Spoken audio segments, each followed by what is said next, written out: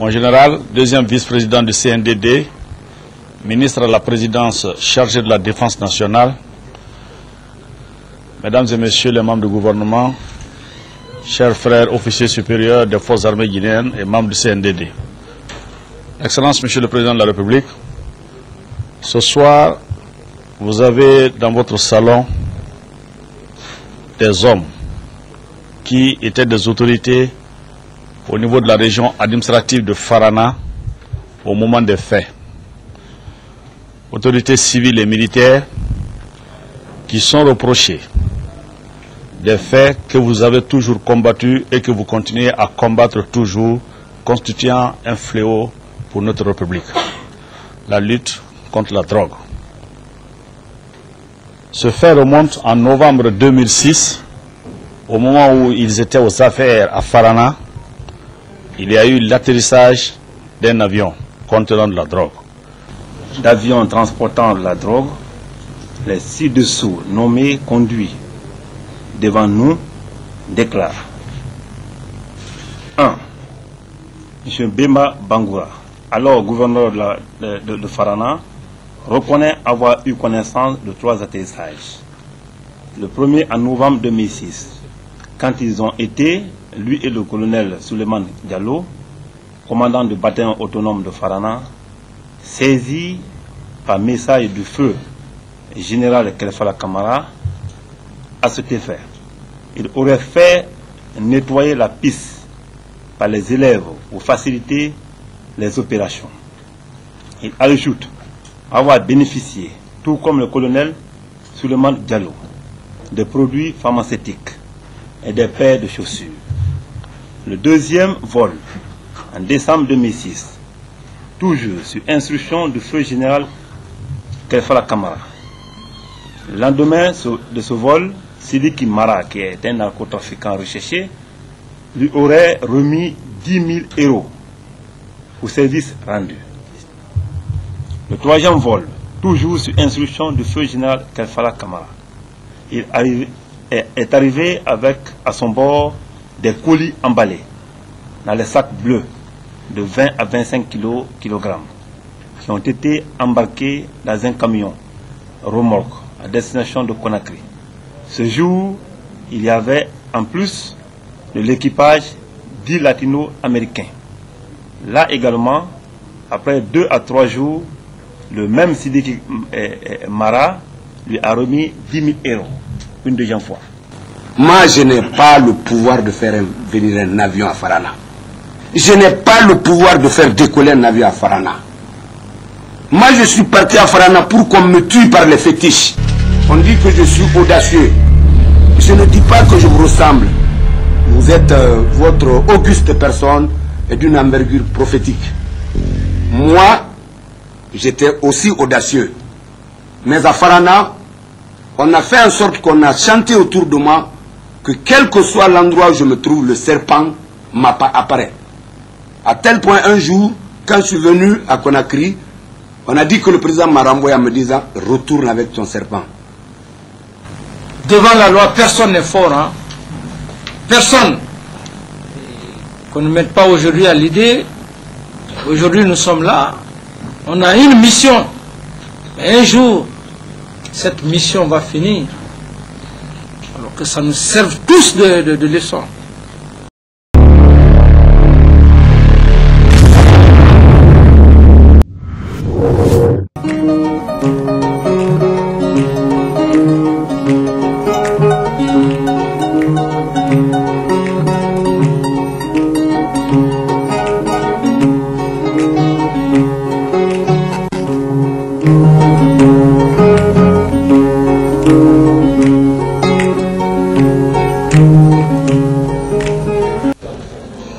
Excellence, Monsieur le Président de la République, chef de l'État, Président du Conseil national pour la démocratie et le développement, commandant en chef des forces armées guinéennes. Mon général, deuxième vice-président du CNDD, ministre à la présidence chargé de la défense nationale, mesdames et messieurs les membres du gouvernement, chers frères officiers supérieurs des forces armées guinéennes et membres du CNDD. Excellence, Monsieur le Président de la République, ce soir, vous avez dans votre salon des hommes qui étaient des autorités au niveau de la région administrative de Farana au moment des faits. Autorités civiles et militaires qui sont reprochés des faits que vous avez toujours combattus et que vous continuez à combattre toujours, constituant un fléau pour notre République, la lutte contre la drogue. Ce fait remonte en novembre 2006, au moment où ils étaient aux affaires à Farana. Il y a eu l'atterrissage d'un avion contenant de la drogue. Sur les circonstances de l'atterrissage de cet avion et son contenu, il y a eu des actes qui n'ont pas été appréciés et compte rendu vous avez été fait. Le secrétariat d'État chargé des services spéciaux de la lutte anti-drogue et de la criminalité a mené ses investigations par rapport à ce dossier. C'est pour cette raison, Monsieur le Président de la République, mon général ministre de la Défense nationale, que vous aviez devant vous ce soir ces personnalités-là qui vont vous expliquer sur ce qui s'est passé en ces moments des faits. D'entrée de jeu, Monsieur le Président, avec votre permission, je vais devoir passer la parole au secrétaire d'État chargé de la lutte anti-drogue pour vous expliquer brièvement les faits qui leur sont reprochés. Merci, Monsieur le Président. D'avions transportant de la drogue, les ci-dessous nommés conduits devant nous déclarent 1. M. Bema Bangoura, alors gouverneur de Farana, reconnaît avoir eu connaissance de 3 atterrissages. Le premier en novembre 2006, quand ils ont été, lui et le colonel Suleiman Diallo, commandant du bataillon autonome de Farana, saisis par message du feu général Kelfala Kamara à cet effet. Il aurait fait nettoyer la piste par les élèves pour faciliter les opérations. Il ajoute avoir bénéficié, tout comme le colonel Suleiman Diallo, des produits pharmaceutiques et des paires de chaussures. Le deuxième vol, en décembre 2006, toujours sur instruction du feu général Kelfala Kamara. Le lendemain de ce vol, Sidiki Mara, qui est un narcotrafiquant recherché, lui aurait remis 10 000 € pour service rendu. Le troisième vol, toujours sur instruction du feu général Kelfala Kamara, il est arrivé avec à son bord des colis emballés dans les sacs bleus de 20 à 25 kg qui ont été embarqués dans un camion remorque à destination de Conakry. Ce jour, il y avait en plus de l'équipage 10 latino-américains. Là également, après 2 à 3 jours, le même Sidiki Mara lui a remis 10 000 € une deuxième fois. S'agissant du dernier vol, Memba déclare être à Sadinia, à 46 km de Farana, en partance pour Conakry, lorsqu'il a appris qu'un avion atterri à l'aéroport de Farana a été saisi par la gendarmerie. Avec les 3 vols, il a suivi, le dernier vol, il n'y était pas. 2. Colonel Suleiman Diallo, interrogé, il a fini par reconnaître les différents atterrissages indiqués par Mbemba. Il ajoute avoir reçu, en dehors des produits pharmaceutiques et paires de chaussures, comme Mbemba fait allusion, 10 millions de francs guinéens des mains de Lansana Kamara, fils du feu général Kelfala Kamara, qui ce jour était à Farana en compagnie des sujets latino-américains ou soi-disant en mission de reconnaissance. Il précise qu'une fois à Conakry, le feu général Kelfala se serait fâché lorsqu'il a fait état de la perception de l'enveloppe de 10 millions de francs guinéens à cause de la petitesse du montant. Quand il est venu faire le compte rendu au général Kelfala, comme quoi le colonel Suleiman, comme quoi son fils lui aurait remis 10 millions de francs guinéens, le général s'est fâché parce que le montant était petit par rapport à ce qui était convenu. 3.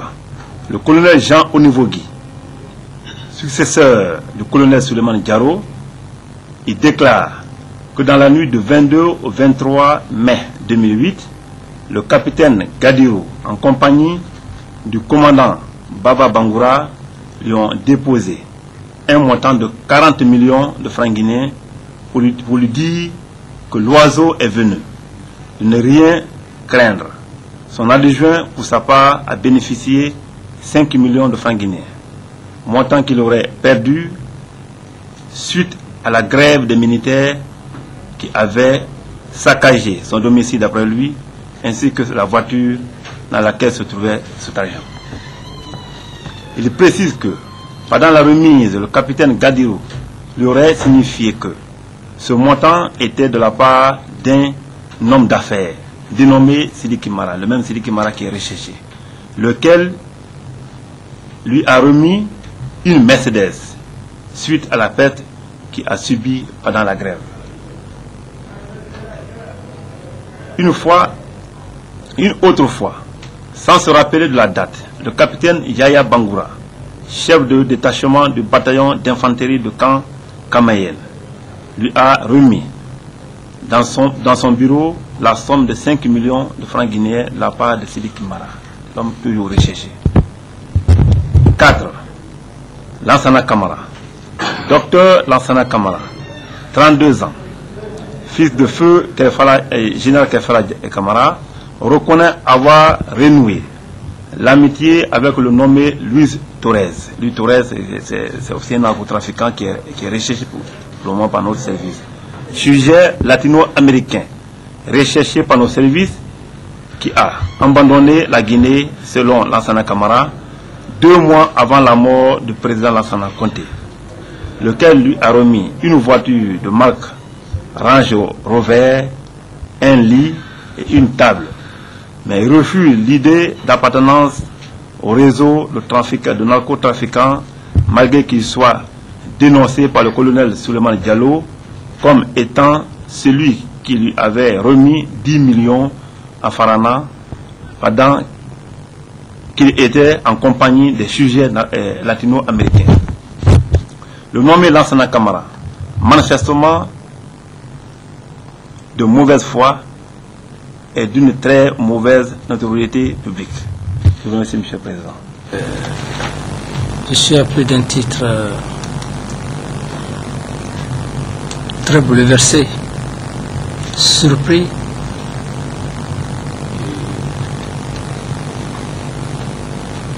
de la présence de mon frère, le colonel Suleiman, compte tenu de tout ce qu'il a eu à faire pour nous, après s'être formé à Kinya. Je tiens dans sa main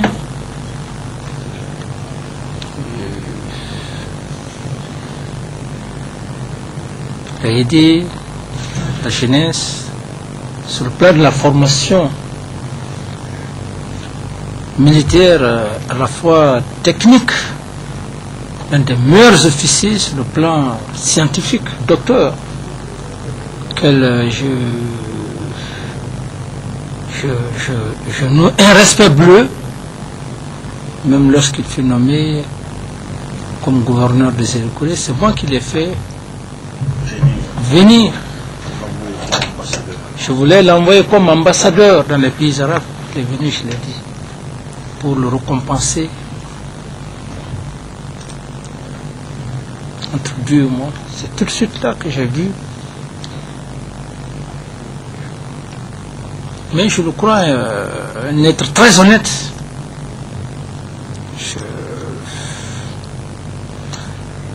Puisque la loi est la loi. Et quant au gouverneur Bemba, que je puisse dire aujourd'hui, la seule personne qui est en train d'emboîter ses pas, c'est l'actuel gouverneur Diop, a été un homme, moi, qui m'a personnellement marqué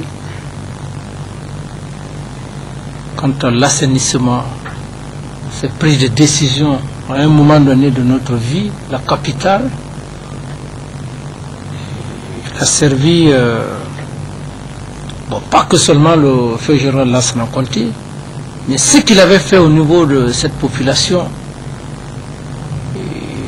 Je crois que c'était l'un des hommes les plus populaires et qui avait entamé des actions à la fois impopulaires, mais qui du reste avaient des retombées sur notre capitale.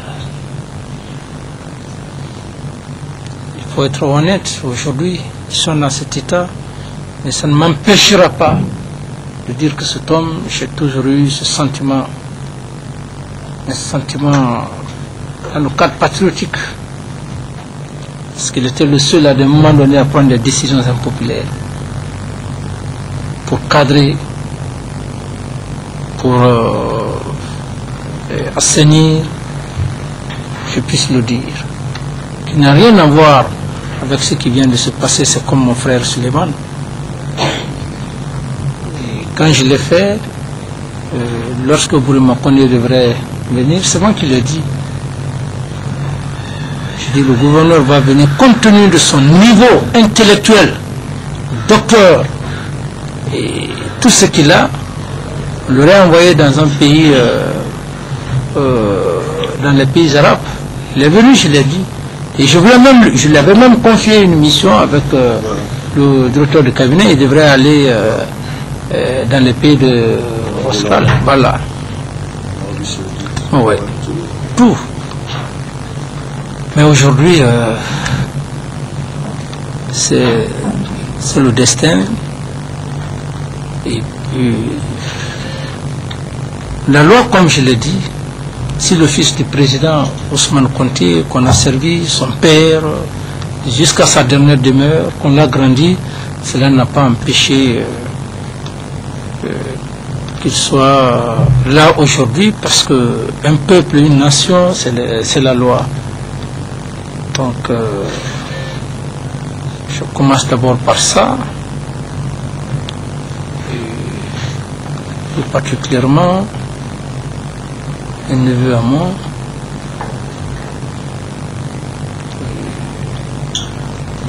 sa mère est comment? Il sait tout le service que avions rendu son père sur le plan militaire. Donc, vous avez qualifié de mauvaise foi. Quant aux autres personnes, je crois que c'est ma première fois aussi de les revoir, de les rencontrer.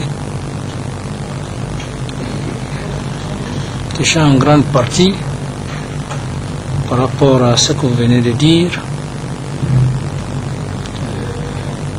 je crois que le ministre de la Justice est là. C'est lui qui est la justice. C'est dans ses attributions. Nous ne pouvons que simplement assister, voir comment, au fait, cette déclaration, nous n'avions pas un mot à ajouter, parce que nous sommes dans un état de droit. C'est autant dire que l'homme devant la loi, c'est la loi. La loi est au-dessus de tous les êtres humains, au-dessus d'un chef d'État. On est chef d'État parce que tu es subordonné à la loi. Donc, je ne peux que vraiment, encore une fois de plus, par rapport à ce que nous venons d'écouter, si vraiment cela est réel. Ce que cet homme, le docteur, je l'ai connu très honnête. C'est pourquoi, même lorsque effectivement, dans le zeste, il a reconnu, ça ne m'étonne pas. Ça ne m'étonne pas parce que je l'ai toujours connu honnête. Tous les jeunes l'ont toujours connu honnête, sincère. Et devant la loi, c'est la loi. Donc je termine leur disant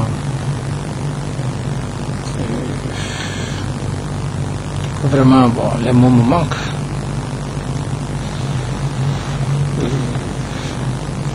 Donc ils essayent effectivement, s'ils ont quelque chose à dire, puisque le ministre de la Justice est là, devant aussi le peuple, ils peuvent effectivement exprimer leurs sentiments.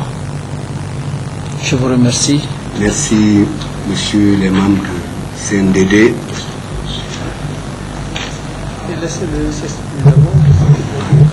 Monsieur le Président de la République, j'ai très peu de choses à vous dire. Faute. Il faut le reconnaître. Mais, monsieur le Président de la République, sans philosopher, une faute qui est plus âgée que vous ne pouvez rien. Moi, je suis un cadre qui a commencé à travailler depuis 1964. Aujourd'hui, vous êtes président de la République parce que vous êtes un homme du destin. Et c'est pourquoi Dieu vous a fait échapper à des courants, à des mouvements, à des situations qui auraient pu vous placer dans les mêmes conditions que moi aujourd'hui. Je ne vous dirai pas que je suis honnête. Même sur le président de la République, de Kankan à Dabola, de Dabola à Conakry, de Conakry à Dinguira, encore à Conakry, beaucoup de hauts cadres de ce pays ont passé par ma formation. Et vous pouvez faire des enquêtes, je ne dis pas que ce sont les meilleurs, mais ce ne sont pas les derniers. La loi, je la commence par moi. Je prends mon étape de Conakry en tant que gouverneur de cette ville. Depuis l'indépendance, et même avant l'indépendance, jusqu'à nos jours, personne n'a eu le privilège et la chance de faire 9 ans à la tête de Conakry. Ma modeste personne, aujourd'hui, trempée dans une situation qui ne m'honore pas, mais je voudrais vous dire, indépendante de ma volonté. Vous l'avez si bien décrit, monsieur le Président de la République. Il y a une époque de l'histoire de notre pays où j'ai donné mon âme pour appliquer la loi dans cette ville. Où je suis allé tout seul contre tout le monde. J'ai été, grâce au Président de la République, qui a compris mes actions parce qu'il a jugé les résultats sur le terrain, je n'ai pas pu être enlevé et même enfermé. J'ai pu, sur ma propre initiative, en contournant même le Président de la République feu, prendre l'ordre public comme mon premier champ de bataille. Quand j'ai vu que je ne me comprenais pas avec les services conventionnels de police et de gendarmerie, et quand j'ai vu dans le pluralisme politique une opposition qui voulait profiter de la liberté plurielle pour réellement créer le trouble, amener la guerre civile, j'ai engagé les populations elles-mêmes dans une organisation qu'on a appelée COMOC, Commission d'organisation de la ville de Conakry, pour le maintien d'ordre, l'assainissement et la lutte contre les occupations anarchiques et le banditisme. Je ne voudrais pas allonger et vous faire perdre de temps, monsieur le Président de la République. Ce travail a été récompensé par un renvoi à Farana comme un malpropre. Par chaque ministre de l'époque autour de monsieur le Président pensait que j'étais une pièce de rechange. Que je pouvais, d'un moment à l'autre, être nommé ministre de la Sécurité, ou ministre de ci, ou ministre de cela. Réellement, je ne dis pas que cela ne m'intéressait pas, mais j'avais ma force et mon esprit braqué sur le travail. Dieu merci, aujourd'hui vous qui présidez au destin de notre peuple et de notre pays, vous l'avez plusieurs fois reconnu, ce n'est pas maintenant. Vous l'avez lors d'une conférence dit très haut et très fort, comme on vous le reconnaît, que quel est le gouverneur qui a travaillé comme Mbemba Bangoura. Moi, je ne vous connais pas. Je ne vous ai connu que quand vous êtes devenu président. Quand vous avez dit, je suis un homme de 64, je suis un produit de la Révolution, justement, Monsieur le Président de la République, excusez-moi, je commençais à travailler à cette époque. J'ai été dans toutes les villes, enseignant, directeur d'école, j'ai mené la jeunesse au théâtre, au sport, j'ai mené les travailleurs au travail. Farana, Dabola, la première cité socialiste a été construite quand j'étais secrétaire général du CRT. En revenant au fait, Monsieur le Président de la République, moi j'ai travaillé au prix de ma vie à Conakry. Mais on a dit que les jeunes que j'ai mobilisés, c'était des Nija, que j'étais un nouveau Bernard Kolela. C'est d'un cheveu que notre regretté et aimé président de la République n'ait pas cru à cela. À tel point qu'un jour, l'armurier du camp Samori, avec le directeur général de la police, Sékou Ahmed Bangoura, avec alors commandant Souma, aide de camp du président de la République, ont envahi mon bureau pour aller désarmer les jeunes qui m'accompagnaient. Alors que je le jure sur ma vie, c'est Monsieur le Président de la République qui m'a dit un jour, ta vie est en danger, tu n'es pas protégé. Je lui ai dit, Monsieur le Président, j'ai 2 gaillards derrière moi, ça suffit, 10, ça ne suffit pas. Donc c'est ainsi qu'on est devenu 7. J'ai animé une commission de 117 000 personnes à Conakry pendant 9 ans, Monsieur le Président de la République.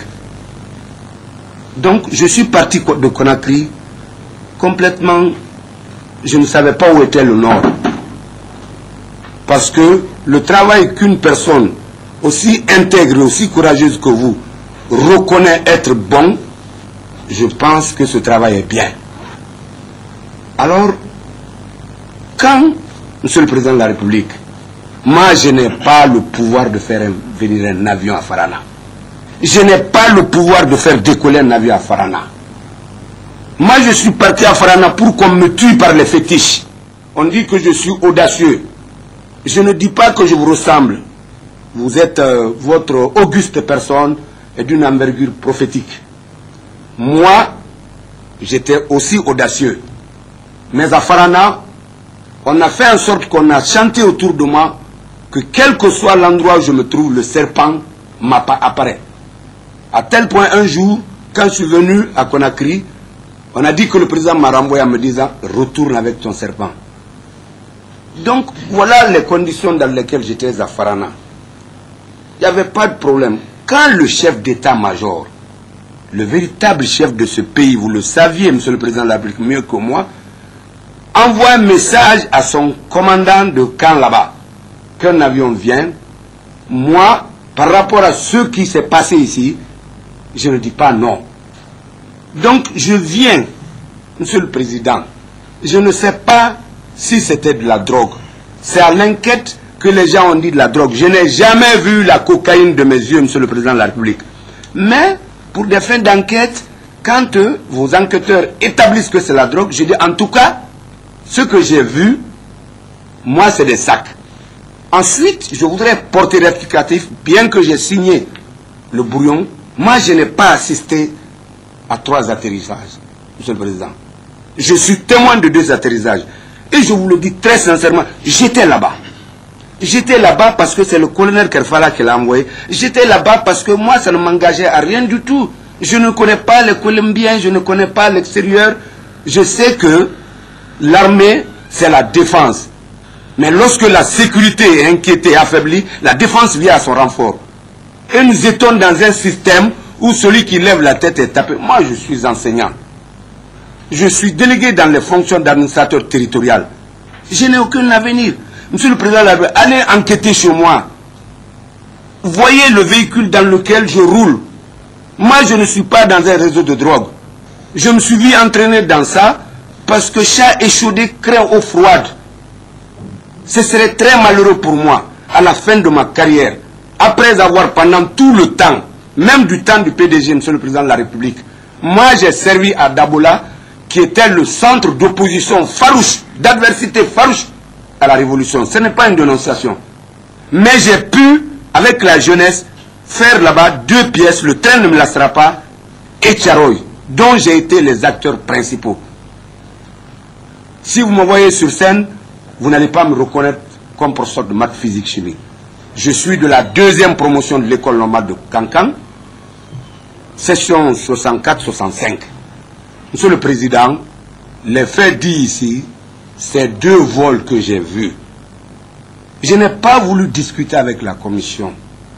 J'ai voulu préserver un minimum de dignité pour qu'on reconnaisse que l'erreur est inhérente à l'action humaine. Mais cette erreur, elle est plus vieille que moi. Au moment où ça se posait, ce n'était pas une erreur. La preuve est qu'un avion a été saisi, d'autres avions sont descendus.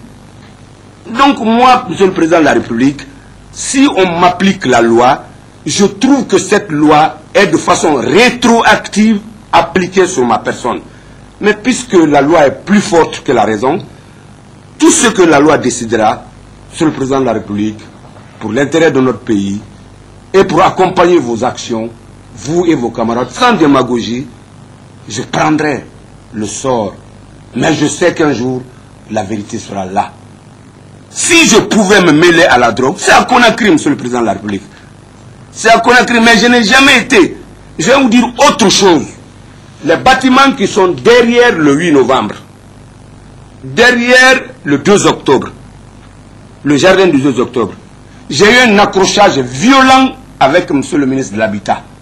Parce que c'est des citoyens de Conakry qui gagnaient leur pain en faisant les briques là-bas. Je suis allé en tant que chef de ces citoyens, en tant que collectivité décentralisée, j'ai dit que les bâtiments là ne se construisaient pas. Je n'ai pas les papiers, je ne suis pas informé. Mais je voudrais, sans accuser, l'autorité m'a rappelé que quand un ministre est dans une action, je ne peux pas lui demander des comptes. Je ne peux pas être plus réaliste que le roi. Je me suis remis à ma place. Je n'ai pas dit prêt pour la révolution. J'ai dit compris et reçu. À Farana donc, les avions 2 sont venus à ma présence. Les dates qu'on a citées, moi je suis un homme de 65 ans, Monsieur le Président de la République. Les dates qu'on a citées, je les ai citées parce que les jeunes qui interrogent, je ne voudrais pas qu'ils m'humilient. Je sais une chose, les avions sont descendus. 2 sont descendus à ma présence. Et ça, je n'ai pas la capacité, tant soit peu, de demander à un avion de quitter ailleurs, descendre à Farana, de demander à un avion de décoller.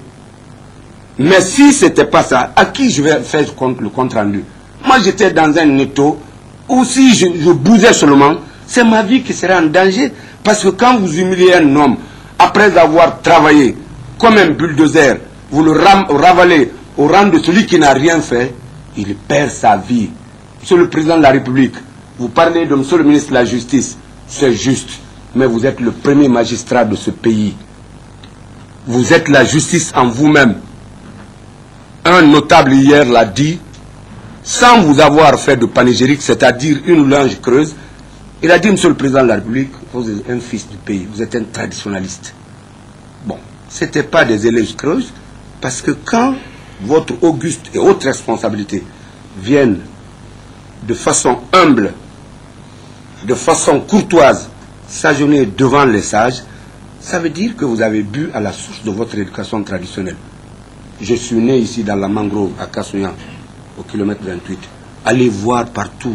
J'ai rien de drogue avec moi. Et ce qu'on m'a donné, Monsieur le Président de la République, je prendrais ça pour ne rien perdre. Parce que j'allais tout perdre. J'allais faire montre vraiment de consciencieux devant qui? Devant qui? Aujourd'hui, vous n'êtes pas Dieu. Mais ce que votre équipe et vous ne reconnaissez pas comme la vérité, ce n'est pas la vérité dans ce pays. C'est pourquoi, Monsieur le Président de la République, je vous demande d'examiner mon cas, pas comme un narcotrafiquant. Vous me tuerez vivant. Je ne suis pas un narcotrafiquant. Je ne suis pas dans leur réseau. J'ai pu être embarqué par un pouvoir qui était là, un système qui était là, contre lequel je ne pouvais rien. J'ai suivi une de vos déclarations devant la presse internationale. Quand la presse vous a dit, Monsieur le Président, bon, qu'est-ce que vous avez fait? Vous avez dit, mais à l'époque là, qui oserait alerter tel et tel et tel sans avoir coûté la vie, sans avoir des kinines amers? Vous avez encore dit, toutes les agitations, tous les soulèvements des militaires au camp, vous avez offert votre vie. Vous n'avez même pas dit quelque part, vous avez dit, bon, tuez-moi au lieu de trouver le président. Bon, après avoir fait ça, c'est de peu qu'on ne vous a pas arrêté comme le principal fomenteur de secours. Monsieur le Président de la République, quand vous êtes dans un courant qui est plus fort que vous, il vous entraîne. Si vous avez la chance d'avoir la berge, vous avez la vie sauve. Alors tenez compte de ce que je vous dis, la justice c'est les hommes, ce n'est pas le ciel qui descend. La justice c'est les hommes.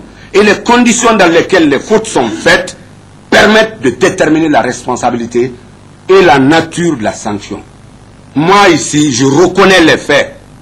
Mais indépendant de moi, je ne les ai pas commandités comme quelqu'un qui s'attendait, qui a monté le groupe de drogues, de ceci, et j'attendais ma part à Conakry. La preuve est que les avions là, c'est quand ils atterrissent qu'on nous appelle. Ensuite, moi je n'ai aucune inquiétude, c'est le chef de l'armée qui fait venir ces avions, il a une compagnie ou bien un bataillon. Moi, il n'y a pas de problème. Ce que vous voyez, c'est l'œil de l'épervier ou de l'œil vraiment du lion.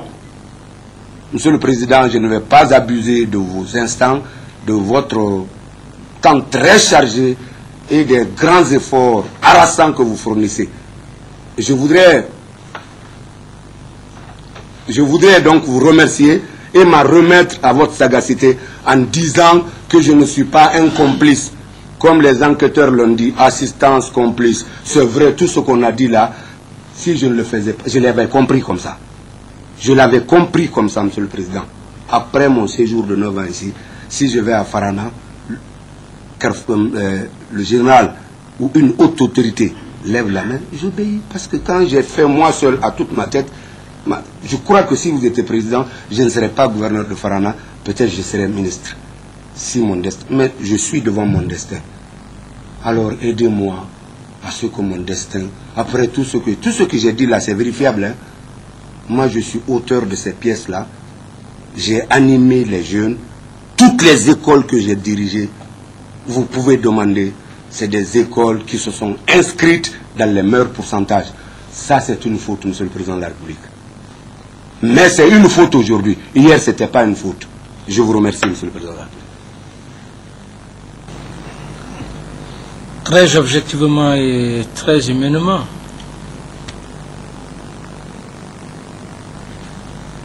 nous l'avions tous compris, on est tous humains.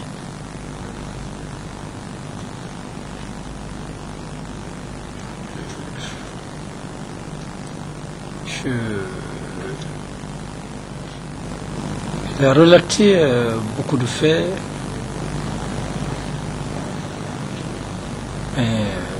Je suis vraiment bouleversé.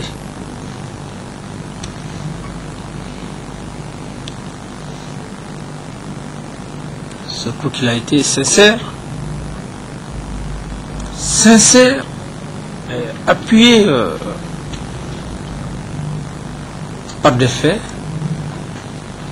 Je ne peux que dire à propos ou à travers cette déclaration, même un président n'a pas le monopole du jugement.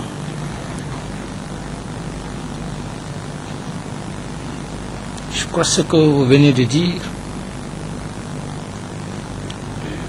l'assistance, le peuple de Guinée et la communauté internationale a vraiment retenu le message.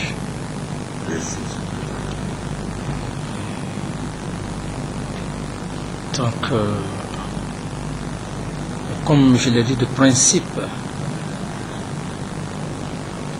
la loi étant la loi,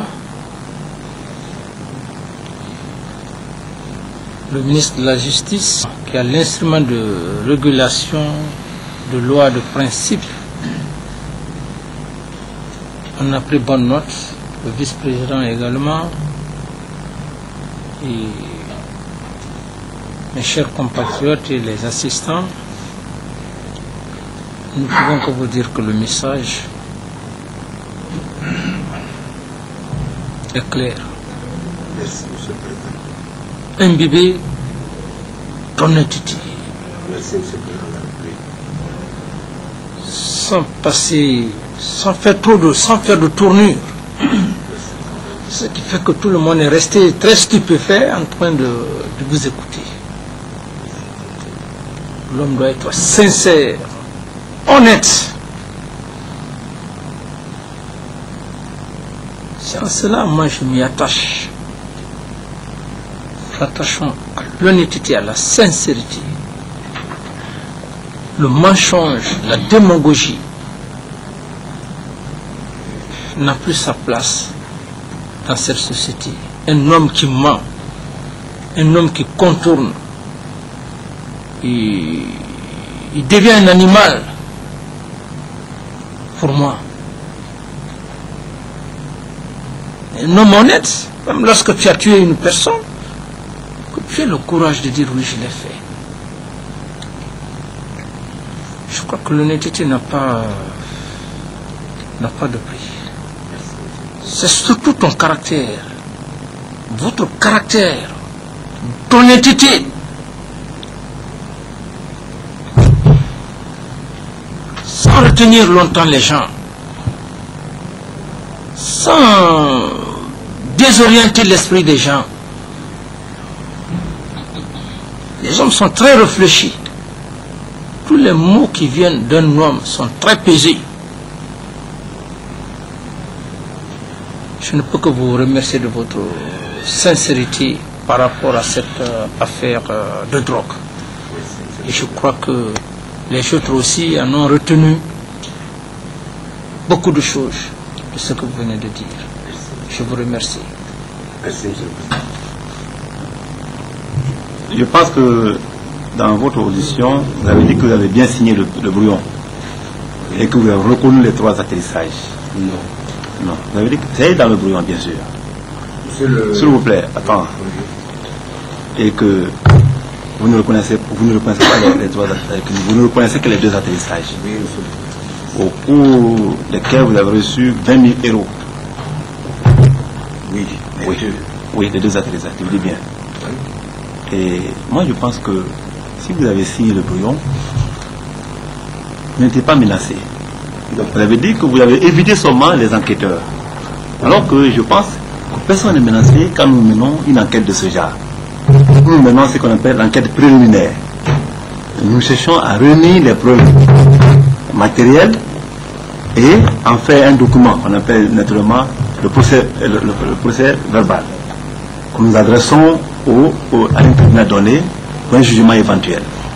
Je suis sûr et certain que M. Mbemba Bangoura, que nous connaissons tous, n'a pas été menacé. Il faut avouer quelque chose là-bas et devant le président de la République dire j'ai préféré conserver mon honneur. Ça veut dire tout simplement, c'est pour ceux qui pensent beaucoup, que M. Mbemba était menacé, qu'il a fallu accepter comme ça, pour ne pas que quelqu'un le fasse le mal, et même déballer devant le président de la République. J'ai préféré conserver mon honneur. Pourquoi cette phrase? J'ai préféré conserver mon honneur. Moi, je voulais que tu expliques un peu ça et que le président comprenne que nous ne faisons pas la nouveauté dans ce que nous faisons au niveau de l'enquête préliminaire. Vous pouvez demander aux enquêteurs. Je n'ai même pas relu. Chaque fois qu'ils ont fini, j'ai signé. Parce que cette situation me dégoûtait. Ils sont là. Ils peuvent le dire, ils peuvent le témoigner ou dire autre chose. Je n'ai pas dit que je n'étais pas menacé. J'étais menacé. Mais les péripéties d'une enquête, vous êtes un officier de police judiciaire, vous savez ce que c'est que la menace. La menace a des degrés. Je ne veux pas philosopher. Moi, je dis, et là, je les prends à témoin, je n'ai même pas lu. Et même quand il y a eu confrontation entre le colonel Diallo et moi, je n'ai pas lu. Même si c'était un demi-atterrissage que j'avais assisté, je me reconnaissais déjà fautif. Donc, je n'ai pas lu, ils peuvent le dire, ils peuvent le témoigner. Je n'ai pas lu, Monsieur le Président, je n'ai pas lu une virgule de la feuille.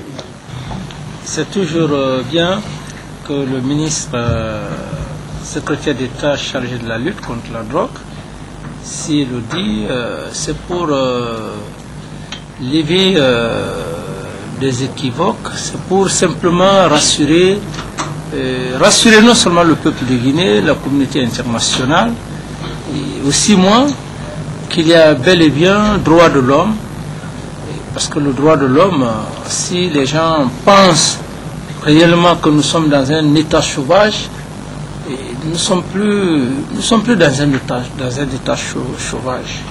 C'est sa compréhension. Mais vous veniez de dire une seule chose. Vous savez pourquoi je n'ai pas tellement... Je suis en quelque sorte bouleversé par rapport à vos œuvres, bouleversé par rapport à ce qui est là, et qui est vraiment d'une honnêteté. Et vous venez de résumer, moi, ce que j'ai compris. Vous avez dit, vous êtes fautif. Donc même si c'est des kilogrammes ou 50 avions, le simple fait que vous ayez reconnu même un seul atterrissage en votre qualité de gouverneur, et vous n'avez pas menti.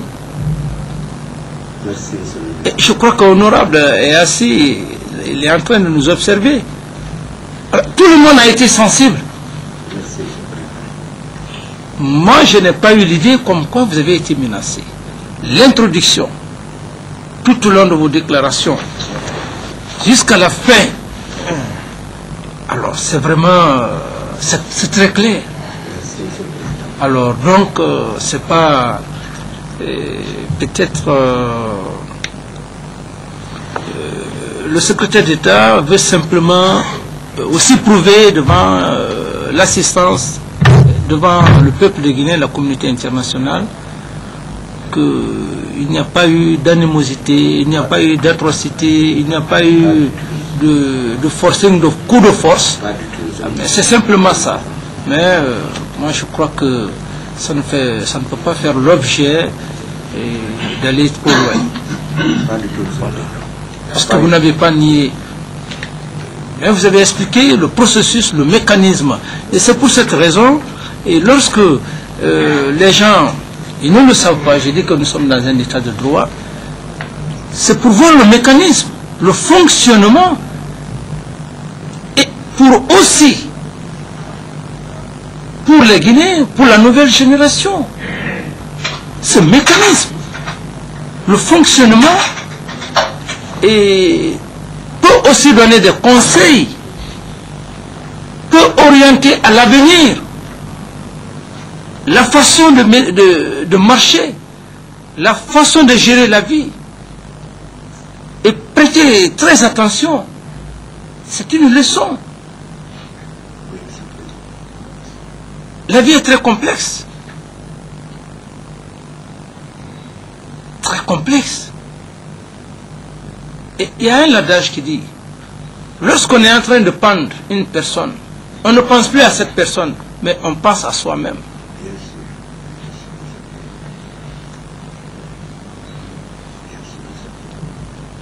Alors donc, ce message est très puissant.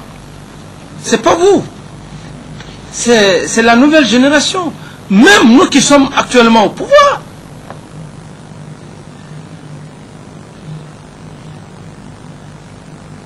Qui nous font dire, attention, vous êtes aujourd'hui au pouvoir. Le peuple a confiance en vous. Ça nous donne beaucoup à réfléchir. Et si de près ou de loin, les membres du gouvernement, le CNDD, qu'ils fassent très attention pour ne pas que l'histoire leur condamne un jour. Et c'est pourquoi on a besoin du mécanisme et du fonctionnement.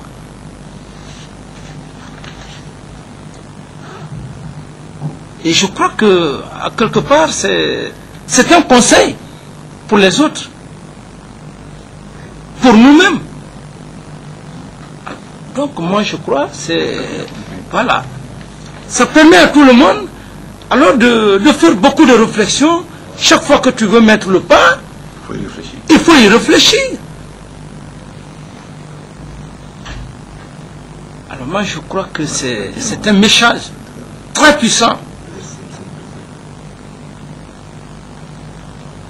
Et c'est comme les honorables que j'avais parlé de Alpha Condé, Dr Alpha Condé, les Feu Sirajo, les Jean-Marie Doré, les Bamamadou, et ainsi de suite.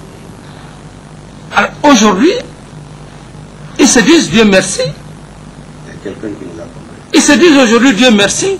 Peut-être qu'ils ne pouvaient pas en ce moment, s'ils avaient entamé ou si vous avez accepté des comportements, des malversations, l'ambition d'avoir le matériel, aller escroquer le pouvoir en passant par des tournures, tout ça, mais ils n'auraient pas eu ce tournure. Cependant, on était là, le peuple était en train de les observer. Aujourd'hui, ils se disent merci. Et leur remerciement, c'est autant dire effectivement à la nouvelle génération de faire très attention. Et même nous autres. C'est un message. Alors moi je crois que c'est un peu ça. Et du reste, le ministre de la Justice, et comme je venais de le dire, c'est pas l'objet d'un jugement. Mais on vous a écouté très attentivement et je crois que chacun a tiré sa part là-dedans.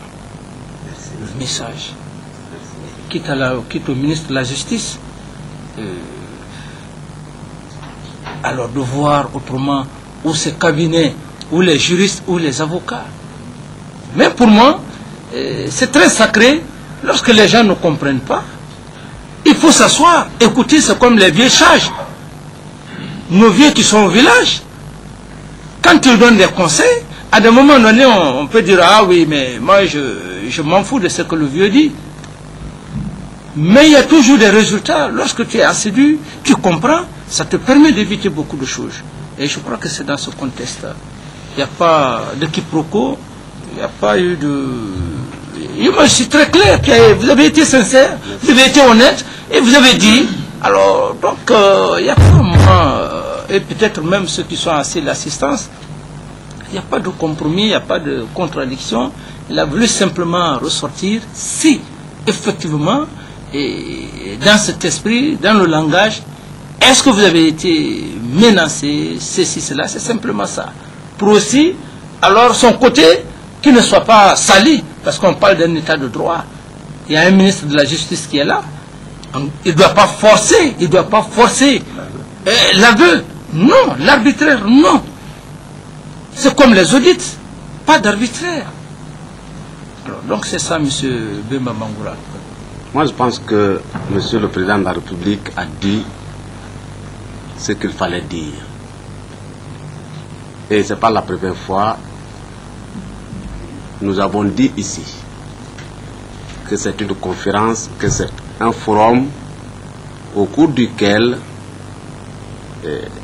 on se regarde en face, on se dit les vérités pour donner des leçons, comme il vient de dire, non seulement à nous autres, mais aussi et surtout aux générations futures, pour que demain, qu'on sache que lorsqu'on est aux affaires, on n'est pas habilité à tout faire.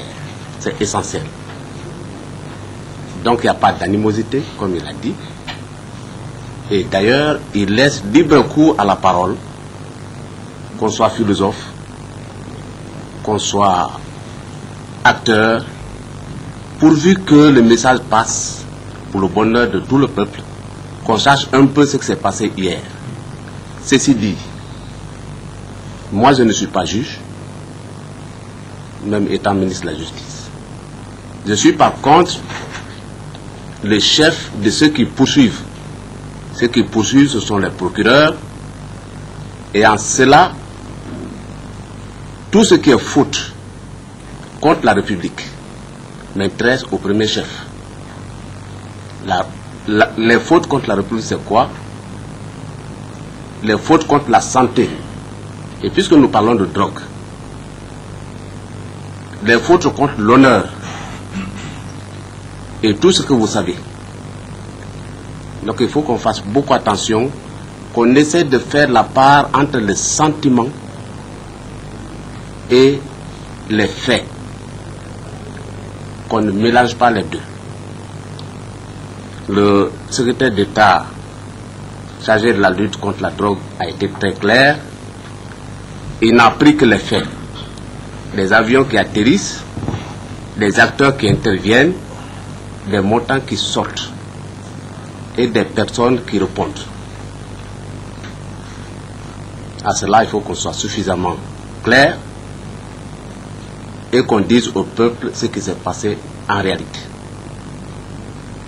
Les juges sont là avec leurs codes, avec leurs techniques pour essayer de dénouer tout ça. Mais pour l'instant, on essaie d'expliquer qu'est-ce qui s'est passé réellement. Le président de la République est attaché à l'honnêteté. Il a parfaitement raison. Si on dit ce qu'on a effectivement fait, ça touche tout le monde. Et il faut le comprendre. Ça ne veut pas dire qu'il cautionne forcément ce qui s'est passé. On peut dire oui, j'ai tué. Et qu'on vous dise oui, vous êtes honnête. Mais ça ne veut pas dire que vous n'êtes pas coupable. Il faut que les uns et les autres comprennent dans ce sens. Quelqu'un qui commet une faute et qui dit oui, j'ai commis une faute, c'est déjà un homme honnête à ce niveau. Et les hommes de loi sont là pour lui dire la faute que vous avez commise, monsieur, vous vaut tant. Tout ça dans le respect de ses droits et pour qu'après, qu'on ne puisse pas reprendre les mêmes erreurs. Je pense que les règles sont bien posées, les chemins sont balisés, il n'y a pas d'inquiétude, il n'y a pas de peur, il n'y a pas d'animosité aucune. À ce niveau, je le dis surtout pour ceux qui doivent intervenir après, qu'on ne cherche pas à s'accrocher aux sentiments, qu'on explique exactement les faits, et puis qu'on dise au peuple ce qui s'est réellement passé. Je vous remercie. Le colonel Souleymane Diallo, vous et certains cadres ont assisté à l'atterrissage des avions à Farana avec des colis de drogue cocaïne et des sujets latino-américains ainsi que leur destination. Ma première question. La seconde question, à un certain moment, 2 citernes de carburant destinées à ravitailler les 10 avions ont stationné à votre domicile à Farana avant d'aller à l'aéroport. Dites-nous les noms et les adresses des chauffeurs et apprentis ainsi que l'adresse du propriétaire des 10 citernes. Les 10 citernes de tout. Ma petite troisième question. Dans quelles circonstances avez-vous reçu un montant de 10 millions de francs guinéens des mains du docteur Lansana Camara à Farana, le fils de général en 2007? C'est les trois petites questions là que vous avez répondu. Si vous avez un autre commentaire à faire, vous le ferez. Je vous remercie. Effectivement, je n'ai pas assisté à l'atterrissage, mais lorsque l'avion a atterri, on m'a appelé. Je suis venu à l'aéroport. Quand je suis venu, j'ai trouvé l'aide de camp du général Kelfala là-bas. En ce moment, l'ENO, je l'ai signalé même lors de mon audition. Donc, les bagages étaient déchargés déjà, il y avait un certain nombre de cartons. Il me dit, ça, c'est pour l'armée. Ça, c'est pour les civils. Les cartons qui étaient destinés à l'armée, il les a mis à ma disposition. Je les ai embarqués, j'ai amené au camp. J'ai appelé le médecin-chef parce qu'il me disait, il y a des chaussures, il y a des médicaments. J'ai appelé le médecin-chef du PAF à mon bureau. Je dis, bon, les latino-américains qui étaient venus d'abord, ils avaient des t-shirts avec l'insigne de Médecins sans frontières. Les autres colis qui étaient débarqués, honnêtement parlant, je n'ai pas fait attention à ça. Mon attention a été focalisée par les colis que j'ai reçus. J'ai mis à la disposition du médecin-chef. Les cartons de chaussures, je les ai gardés. J'ai distribué une partie au cadre. La deuxième partie, j'ai demandé à la présidente des épouses des militaires et paramilitaires, lors d'une assemblée générale, on a mis à leur disposition, ils vont partager entre les femmes. Et j'ai dit au médecin-chef, je lui faites un compte rendu au médecin-chef des forces armées, disant que effectivement on a reçu des médicaments de la part de Médecins sans frontières. Et je crois que les médicaments là, il les a repartis aussi. Il a fait des kits qu'il a donnés au chef. Parce que c'est accompagné de sacs avec Croix-Rouge là-dessus. Chaque en toile. Et il a fait des bordereaux, je crois. Il a envoyé aux compagnies frontalières. Les documents, peut-être, peuvent en faire foi.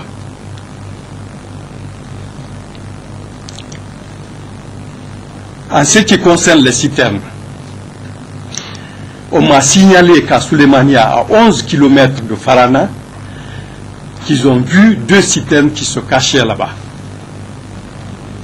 C'est les gens de la 3e compagnie qui me l'ont signalé. Je leur ai dit d'aller chercher les citernes et de les envoyer au camp.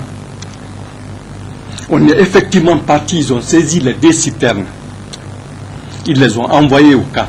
Mais puisque les citernes étaient chargées, les officiers m'ont dit, ah, mon colonel, si vous gardez ces citernes-là ici, les militaires, la nuit, ils vont profiter pour vider et vous aurez des problèmes. C'est ainsi que on a décidé de commun accord d'envoyer les citernes-là dans une cour fermée en face du camp, qui est une cour qui m'appartient. J'ai appelé le même jour le général Karfala. J'ai dit, nous avons saisi à Souleymania 2 citernes contenant du carburant. Il m'a dit de les garder. C'est quelques jours après qu'il m'a téléphoné pour me dire de libérer les citernes. Chose que j'ai faite. Bon, la seconde question. Dans quelles circonstances avez-vous reçu un montant de 10 millions de mains du docteur Lafana? C'est après tous ces vols-là. Un jour, docteur, il est venu, il me dit, je viens de la part de mon père. Je connais un seul fils du général Karfala, c'est Bouba, celui qui est à la douane. L'autre là, je ne l'ai jamais connu. Il me dit, mon père me dit de venir avec ces messieurs-là, reconnaître la piste, la possibilité d'atterrissage d'avion. Je dis, aucun problème, faites votre mission. Ce jour-là, je l'ai même reçu dans mon salon. Il était avec des latino-américains parlant espagnol. Je lui ai même dit, j'ai dit, mais dis donc, toi qui parles espagnol, au lieu d'envoyer les noms, l'autre jour, les gens là sont venus avec des latino-américains. Toi qui parles espagnol, on aurait pu t'envoyer, tu aurais pu servir d'interprète mieux que ça. C'est pourquoi, lors de la confrontation, quand je le dis, j'ai dit, pour te rafraîchir la mémoire, je te dis ça. Effectivement, il m'a donné 10 millions de francs guinéens. Quelque temps après, le général Kerfal m'a téléphoné. Il dit, Suleiman, est-ce que tu as reçu mes missionnaires? Je dis, oui, je les ai reçus. Il ne m'a pas demandé. Je dis, oui, je les ai reçus et ils m'ont remis une somme de 10 millions de francs. Il me dit en bon sous-sous. Et nous, non, mais de toute façon, nous devons de laisser ça entre eux. C'est tout ce qu'on t'a donné. J'ai dit oui. Il dit, bon, d'accord, laisse ça entre nous. Après, ils sont sortis, je ne les ai plus revus. Pendant tout mon séjour là-bas, je n'ai pas vu d'avion accompagné par lui. Je ne les ai pas vus. C'était la seule fois que je le voyais. C'était la première fois que je le voyais. Et ça aussi, la conversation, c'était une conversation téléphonique. C'est le même jour qu'il m'a demandé si effectivement ces missionnaires sont venus. Je dis oui. Et ils ne sont pas venus par avion. Ils n'avaient aucun colis, à part l'argent qu'ils m'ont donné. Ils sont venus par la voie routière. Mais pour vous, les 10 millions représentaient quoi, réellement? Ah, c'est un cadeau que le général m'a envoyé. 10 millions. Oui. Et la personne que vous envoyez de 10 millions, Non, c'est la première fois. c'était la première fois. Vous n'avez pas dit quelque chose en tant qu'officier supérieur? Si, j'ai ton chef. L'atterrissage comme ça. Après les atterrissages là, ben, j'ai pensé que c'était une façon de me récompenser. Ah bon? Donc vous avez rendu des grands services à ce Non, moi j'ai reçu des... récompensé à chaque fois 10 millions. Non, j'ai reçu des ordres. Quand j'étais en Sierra Leone, où j'ai représenté l'armée guinéenne à l'état-major des forces de l'UNAMSIL, quand j'ai fini mon contrat, les Nations Unies m'ont donné une bourse pour aller à Zambakro, compte tenu des prestations que j'ai eu à faire à l'école des Nations Unies. Mais à 2 jours de mon départ, mon passeport même est resté à l'ambassade de France. C'est quelque chose qu'on peut vérifier. Le président a dit non, il ne va pas, j'ai besoin de lui. Et il m'a nommé dans les fonctions de commandant du bataillon autonome de Farana. C'est là-bas que je suis resté jusqu'à septembre 2007. C'est dans le cadre de l'exercice de mes fonctions-là, en tant que militaire, mon chef hiérarchique envoie une mission, mon devoir, c'était de le recevoir, de recevoir cette mission. C'est ce qui s'est fait. Évidemment, je n'ai pas demandé pourquoi vous m'avez donné cet argent, non. Parce que quand je l'ai vu, il était en colère. Oui, c'est parce que l'argent était mis. Voilà. J'ai supposé que l'argent était parti. Mais il a pris soin de me calmer. Il dit non, non, Lumo Tagui. Parce que j'allais répliquer. Il me dit non, non, Lumo Tagui. Et depuis lors, vous n'êtes pas intéressé à cette affaire? Non, depuis après, j'ai quitté. Les vols qu'il y a eu après, moi, j'avais déjà quitté, j'étais à Zérékoré. Et quand il y a un peu plus, exactement cet argent était issu de trafic de drogue, qu'est-ce que cela t'a dit réellement? J'avais peur. Je crois que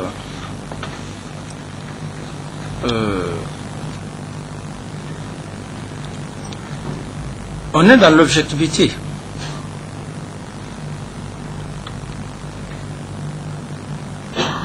Il a été très clair. Donc,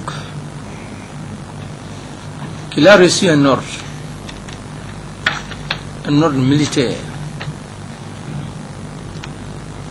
Il s'est exécuté des produits pharmaceutiques. Entre-temps, il a reçu le fils du général.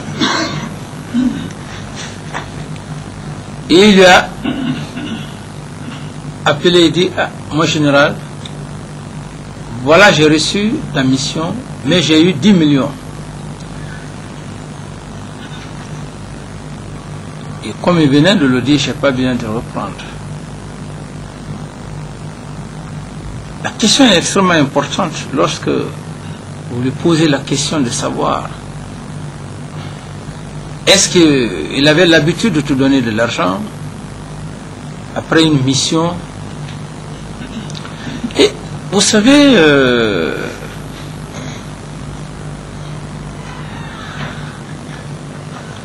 et comme il le dit, subordonné ou pas subordonné, vous lui avez posé la question, pourquoi il a pris l'argent? Il dit que j'ai pris l'argent parce que c'est mon chef qui m'a envoyé. Le reste, il a dit depuis la Sierra Leone, il avait toujours sa confiance en lui. Et c'est comme aujourd'hui.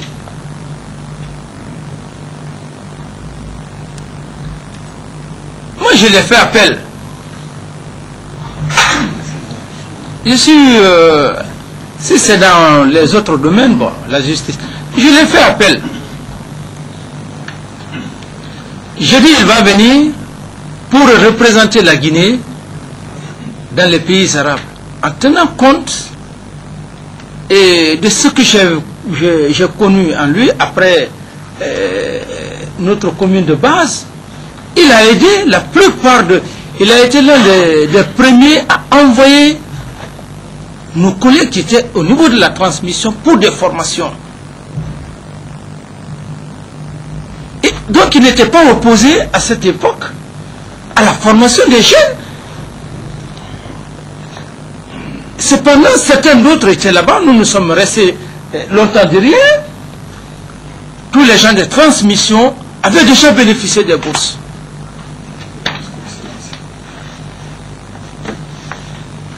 Et chaque fois qu'il y avait un problème en matière de bourse, il fallait partir le voir. Ah, mon colonel, puisque vous êtes un intellectuel, vous êtes la seule, et c'était la seule personne qui soutenait les universitaires, parce que à cette époque, la plupart étaient opposés. Alors, moi je crois, objectivement, peut-être d'autres questions peuvent lui être posées. Pourquoi il a pris l'argent? Pourquoi il ne l'a pas pris? L'hierarchie militaire. Et c'est pourquoi la fois passée, j'avais demandé à Tidiane. J'ai dit, attention Tidiane. J'ai été très intelligent. J'ai dit, tu ne peux pas prendre un colis, comme ça allait remettre, comment dire, au général. Toi que tout le monde avait peur de toi. J'ai été la seule personne qui t'ai combattu. Et je l'ai dit, j'ai dit, je vais t'attacher à la présidence. Ou qu'on me dise, je suis contre ou je ne suis pas contre. Parce que tu n'as pas été honnête avec moi. Et la seule personne qui a réagi quand je l'ai fait le compte rendu, c'est le ministre de la Défense. Et parce que là, en ce moment, les griffes étaient déjà là. Et quand vous avez poursuivi le problème, finalement, il s'est avéré qu'il ne s'est pas limité. Il a dit qu'après ça, ils ont fait un conseil de ministres, un conseil supérieur. Le reste des détails, je ne sais pas. Il a reçu, il n'a pas nié qu'il a reçu les 10 000, il a reçu ça de la main de son chef. Et la question la plus importante, lorsqu'il a su que l'argent était souillé, c'était de l'argent de la drogue, quelle a été sa réaction? Il dit que j'ai eu peur.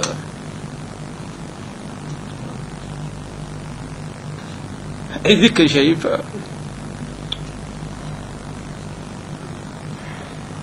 Alors, donc moi je me dis... Bon, c'était en quelle année, mon colonel? Je crois que ça devait être en 2007. Je ne me rappelle pas exactement de date, parce que j'ai peur de mentir. Voilà. 2007, oui. Voilà. Ok. Donc, après là, il est parti à Zérokoré. Je l'envoyais comme ambassadeur. Et je l'ai dit. J'ai dit à mon ami, j'ai dit, on va le ramener compte tenu de tout ce qu'il a eu à nous faire. La jeunesse, tout ça, il nous a défendu même en conseil, en réunion d'état-major. C'est pas aujourd'hui, moi je ne vais pas le reconnaître. Ce serait la plus grande malhonnêteté. Je n'ai pas besoin de couvrir quelqu'un. J'ai simplement besoin de l'honnêteté. L'homme c'est l'homme. Rester là faire semblant. Non, je reconnais sa qualité, c'est pourquoi je suis venu. J'ai dit, mon colonel, je suis dépassé. C'est quand vous m'avez donné colonel Suleiman, qui n'a rien à voir par rapport à cette affaire de drogue. Mais ce qu'il a été jusqu'au moment où il est parti à Farana, il y avait des sentiments. Il était choisi par ses généraux, il était choisi même par le président. Il avait accompli assez de missions. 2 fois aux États-Unis. Bon, 2 fois aux États-Unis. Et je puisse dire le général Ibrahim Diallo, je puisse dire après le général Ibrahim Diallo, dans leur génération, il est le second. Et qui fait que c'était des hommes qui étaient là, qui n'étaient pas égoïstes, parce que lorsque tu n'as pas la formation, ces gens avaient peur de nous. Ils avaient peur pour ne pas nous donner accès à aller se former. Hein? Au poste de commandement. C'est comme lorsqu'ils ont envoyé, comme adresse éthique, ils ont envoyé leur promotion. Quand ils sont venus, ils se sont braqués contre eux. Ils ont été les premières cobayes. Après un moment donné, il a été pris en Sierra Leone pour dire les 2 et 3 qu'il était dans un coup. Donc c'était leur peur. Mais à la seule différence, ils n'avaient pas peur de nous envoyer parce que, en tenant compte de tout ce qu'il avait. Et donc, à ce niveau, c'est pour cette raison, j'ai dit, et même les événements les événements de janvier, qui a donné l'ordre au pont 8 novembre? Quels sont ceux qui ont donné l'ordre? Ça, c'est un autre cas qui va venir. Les hommes ont exécuté des ordres. Mais qui a donné l'ordre? Qui a donné l'ordre aux hommes d'aller au pont 8 novembre? Alors, à ce niveau, j'ai dit le ministre de la Justice, il est technicien. Le sentiment est là, la loi est là. Et si effectivement le ministre de la Justice l'a dit, je suis très attaché à l'honnêteté.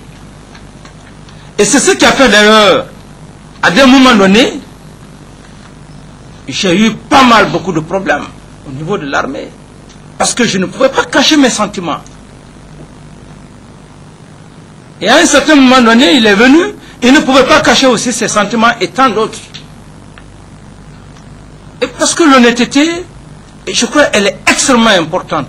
Maintenant, ce qui concerne les délits et consorts, ça c'est les techniciens de la justice et ils sont spécialistes dans ça. Moi, ce que j'ai besoin, qu'on soit honnête.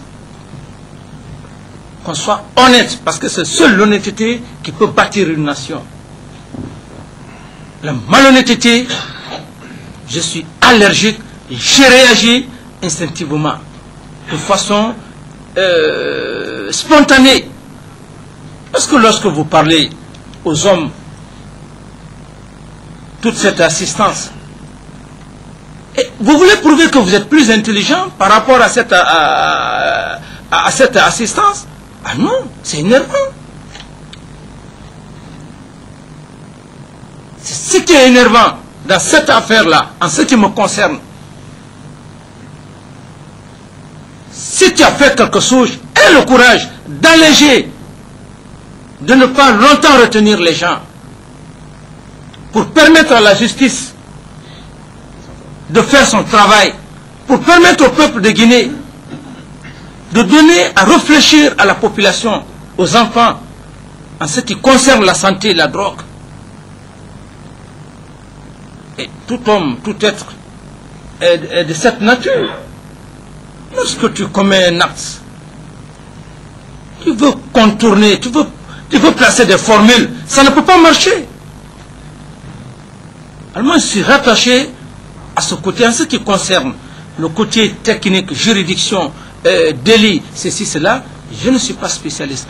Mais j'observe et j'écoute attentivement. La moindre de malhonnêteté, ça ne peut pas clocher, ça ne peut pas permettre aujourd'hui à ce peuple ou même à ces honorables aujourd'hui, si nous sommes, comme je l'ai dit, si nous sommes en train d'apprécier les jeux, mais c'est par rapport à leur probité morale. Et comme je l'ai dit, ils n'ont plus d'argent. Ils ont dépensé tout ce qu'ils avaient, ils ont dépensé, mais ils ont continué à marcher dans l'honnêteté. Ils se sont refusés. Ils ont même pris certains de leurs éléments en donnant au gouvernement, ils se sont refusés de participer. Qui n'aiment pas l'argent? Ils l'ont fait. Mais il faut avoir le courage de le reconnaître. Même si, dans le cadre politique, pour dire aujourd'hui, pour que ce peuple-là marche, pour éviter le mensonge et la démagogie, il faut qu'on soit honnête. Il faut qu'on soit honnête. Ce que tu as fait, dis réellement que je l'ai fait. Donc, n'a rien à voir avec le sentiment que j'ai pour le colonel Suleiman. Aujourd'hui, je suis président, bien sûr. Il est ministre de la Défense, bien sûr. Mais il a commandé, le ministre de la Défense. Il lui a donné des ordres. Est-ce que le ministre de la Défense va aujourd'hui s'asseoir parce qu'il est ministre de la Défense, ne pas lui reconnaître certaines qualités? Il m'aurait dit, non, monsieur le président, le colonel Suleiman, laissons-le à recourir comme complément d'effectif, parce que l'armée a toutes les manières. Mais il a accepté, sans pour autant, et qu'il ne cherche ce qui s'est passé dans l'affaire de Farana, sans que je ne le cherche, sans que la plupart des militaires qui sont là aujourd'hui assis, même le ministre de la Justice, je puisse dire, il est très étonné. Il est très étonné. Il n'y a pas un seul militaire aujourd'hui, en voyant le colonel Suleiman ici, qui ne soit pas étonné. Mais les faits sont déjà là.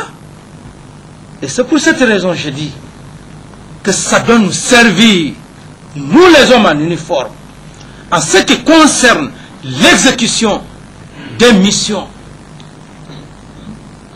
Et ça doit aussi donner beaucoup de leçons à nos jeunes frères qui sont à l'université, qui ont fini l'université. Comme je leur avais dit, à l'université d'Angoté, ses pères, si demain ils veulent faire comment dirais-je, les commandes. On ne peut pas commander une nation si on n'a pas certains caractères. Le caractère, il faut l'imposer en soi-même.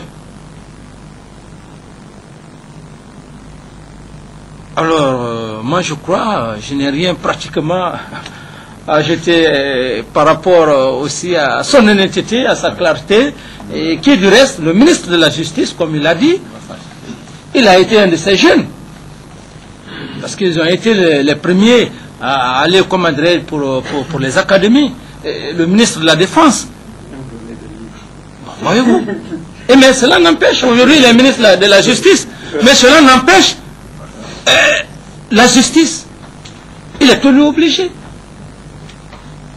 C'est comme le ministre de la Défense. Et quand il l'a vu, il dit, ah, j'ai vu le colonel Suleiman. Je suis venu, je l'ai vu. C'est comme le cas du colonel Bema. Et le cas de M. Bema. Gouverneur. Donc il faut aller à la fois avec l'honnêteté. Et ça, c'est pour donner courage aux hommes, aux Guinéens, à la population, aux jeunes générations, d'être sincères, d'être honnêtes. Si aujourd'hui Alpha Condé, docteur Alpha Condé veut parler, il parle avec fierté. Feu Sirajo, si aujourd'hui il vivait, s'il veut parler, il parle avec fierté. Le doyen Mamadou qui est là-bas, s'il veut parler aujourd'hui, il parle avec fierté. C'est comme Jean-Marie, s'ils veulent parler, ils parlent avec fierté. Quand même, le pouvoir, ils n'ont pas le pouvoir, mais leur chemin, le chemin qu'ils ont emprunté. Et nous sommes dans cette optique, l'honnêteté pour servir cette nation. On ne peut pas construire une nation lorsqu'on est malhonnête. C'est exclu. Donc, l'honnêteté avant tout. Au-delà de ça, les techniciens sont là et ils appliqueront la loi. Moi, je n'ai rien à dire si le ministre ou le vice-président a quelque chose à dire par rapport à ça. On ne peut pas dire plus. Voilà. C'est bon. Merci, la leçon est claire. La troisième personne, c'est le lieutenant-colonel Jean Onivogui.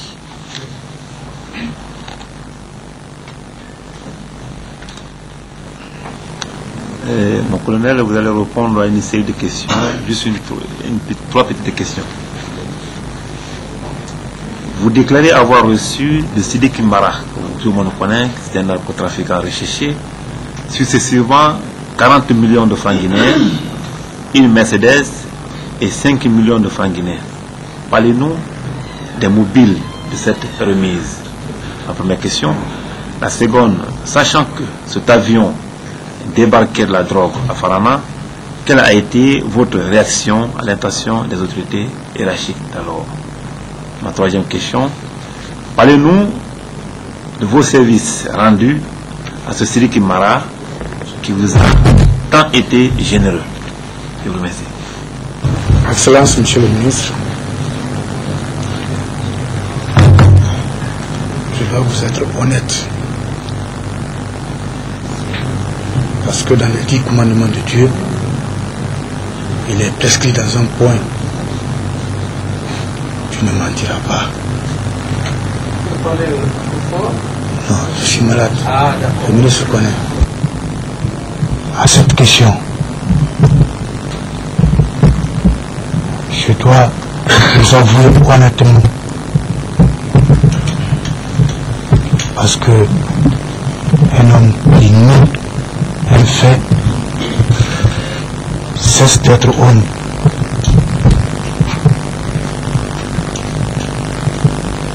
Excellence, Monsieur le Président,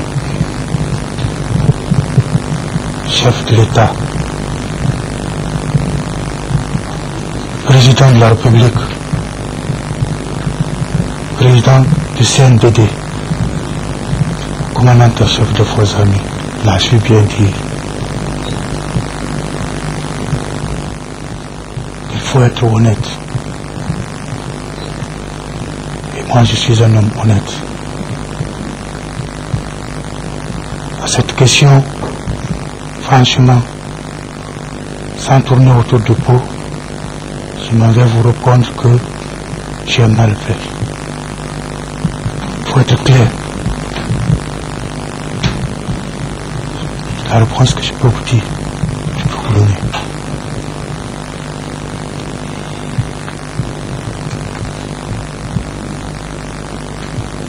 J'ai pas de stress, ça veut dire que ce qui est dit est rien.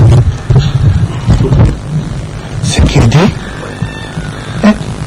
mais les faits sont là. Il faut être clair. Voilà, Monsieur le ministre de la Justice, c'est pourquoi l'armée, un officier, ne doit pas mentir. Le colonel vient de dire, sans contourner par rapport à quoi? 40 millions, non? 40 millions, 5 millions, plus une Mercedes. Bon, 40 millions, 5 millions, plus une Mercedes. Il dit que dans les 10 commandements de Dieu, je reprends ce qu'il a dit, les 10 commandements de Dieu, que l'homme doit être honnête, sincère.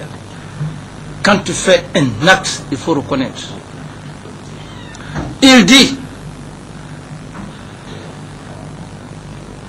qu'il a mal fait.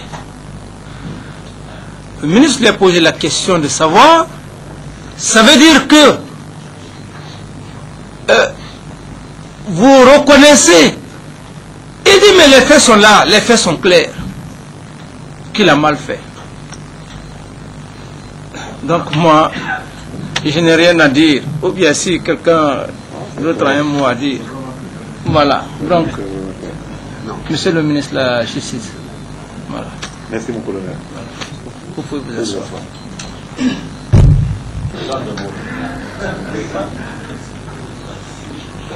Monsieur Lansana Camara, j'ai une série de questions à te poser. La première question, le feu général Kelfala Camara a combien de fils répondant au nom de Lansana Camara? Première question. Ma deuxième question, quels sont les étrangers africains et expatriés avec lesquels vous avez eu à tisser des relations en République de Guinée depuis 2005? S'il y en a, dites-nous quand, où et comment sont vos relations. Ma troisième question, quel avantage matériel avez-vous tiré de vos relations avec le ou les intéressés?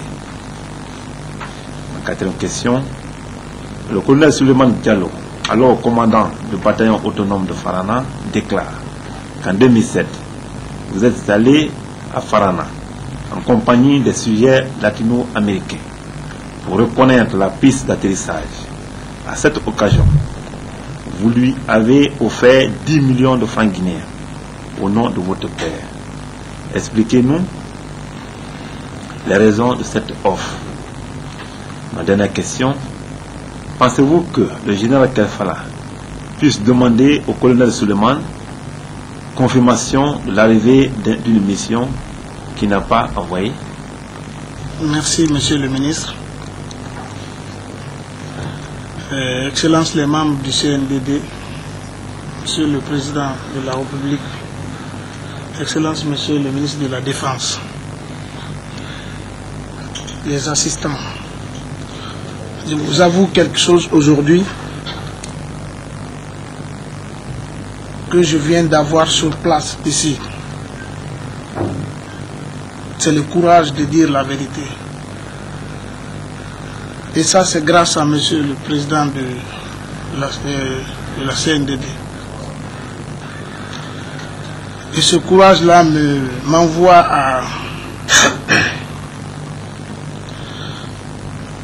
à dire ce qui concerne mon père, le général Kefala Camara, paix à son âme. Je crois que beaucoup de vous le connaissent et savent ce qu'il a fait pour ce pays. Et ce qui concerne son implication dans l'affaire de drogue, je crois que je n'aurai pas beaucoup à vous dire, car monsieur le président lui-même, lors d'une de ses interventions ici avec le colonel Tidiane, a éclairci un peu sur lui et ce qui concerne sa personne. Et quand je vous disais tout à l'heure que j'ai eu le courage, à travers monsieur le président, de dire la vérité, c'est que j'avais eu peur avec monsieur le ministre tout à l'heure là-bas,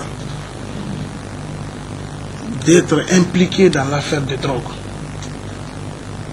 J'ai eu trop peur. Mais, si vous lisez ce que je l'ai dit dans ma déclaration et ce que je dirai tout à l'heure, est différente. Effectivement, j'ai été voir monsieur le colonel Suleiman. C'était un jour quand on m'appelle au camp Samori pour me dire que j'ai reçu, mon papa m'appelle, dit j'ai reçu une mission de la présidence, des blancs qui sont en bas. Il dit Naminde, je dis je suis à la maison, il dit viens tu les accompagnes, comme tu parles l'espagnol. Je lui ai dit Pende Rafar, a tire l'ambaye, si gagne mati, qu'il remène Mengue ne Rafar. Je dis d'accord. C'était un nommé Torres et un nommé, je crois, Sissi. Je les ai conduits à Farana. Comme c'était l'ordre donné de mon père qui disait qu'on les avait envoyés ces gens-là, je ne pouvais pas le refuser. Je suis parti immédiatement avec eux, sans me dire ce qu'ils partaient faire là-bas. Et une fois sur le terrain, on arrive chez le colonel, ils me disent c'est son cadeau ça. Moi je ne savais pas que c'est 10 millions que vous avez reçus. Moi j'ai pris le caoutchouc, je vous ai remis. Vous m'avez dit merci, ce jour-là vous étiez malade. Et ceci, je les ai dit, c'est tout. Ils m'ont dit non, c'est pas tout. C'est où l'aéroport? J'ai dit pourquoi? Ils m'ont dit non, c'est pour aller juste regarder l'aéroport. Je dis d'accord. J'ai demandé, j'ai expliqué au colonel. On est parti, ils ont regardé l'aéroport, on est rentré à Conakry. Excusez-moi très fort si je vous ai menti là-bas. Il faut avoir le courage. Il a si bien dit, il faut avoir le courage. Mais ce que je pourrais vous dire, Monsieur le Président, ministre de la Défense, les membres du CNDD, je pourrais tout simplement vous dire que les fils du pays ont faussé. C'était une gangrène qui avait affecté le gouvernement passé. C'était comme si une gangrène, une cellule qui envahissait tous les autres cellules jusqu'à arriver à l'organe de l'économie, qui est le foie. Donc, que tu veuilles ou pas, il faut passer par le foie. Tout le monde s'est sali. Monsieur le Président, ceux qui ont fait cet acte, c'est les fils du pays. C'est des gens de près ou de loin qui ont servi positivement aussi à ce pays, pour la nation du pays. Pardonne-nous, Monsieur le Président. Évitons l'idée de vengeance. Donnons-nous la main, réconcilions-nous, Monsieur le Président, réconcilions-nous.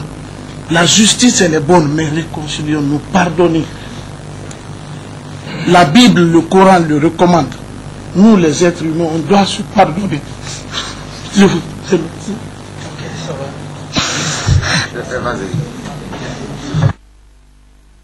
C'est si honnête. Et lorsqu'il dit c'était de la gangrène, ça avait effectivement touché le chemin.